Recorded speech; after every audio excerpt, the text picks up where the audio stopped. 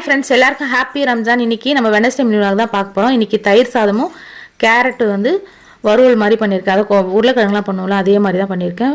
பிரேக்ஃபாஸ்ட்டுக்கு பார்த்தீங்கன்னா கோதுமை தோசை சுட்டு அதுக்கு மிளகா பொடி வச்சு கொடுத்தாச்சு.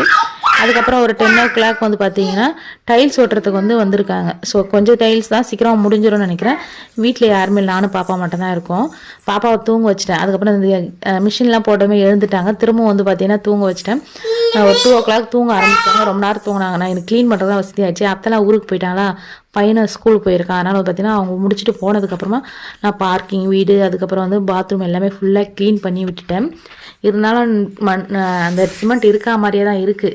ஸோ எப்படி முடிஞ்சிருக்கு பாருங்கள். ஹால் நல்லா பெருசாக சூப்பராக இருக்குது. இப்போ தான் ஃபால் சீலிங் முடிஞ்சிச்சு. இன்னும் பெயிண்டிங் மட்டும் தான் பெயிண்டிங். அதுவும் முடிஞ்சதுக்கப்புறம் நான் உங்களுக்கு ஃபுல்லாக காட்டுறேன் எப்படி இருக்குன்னு சொல்லிட்டு. 3 o'clock ஸ்டார்ட் பண்ண 1 hour கிட்ட க்ளீன் பண்ணியிருக்கிறேன் நினைக்கிறேன். பையனே வந்துட்டு வீடியோ பிடிச்சா மறக்காமல் சப்ஸ்கிரைப் பண்ணுங்கள். பை.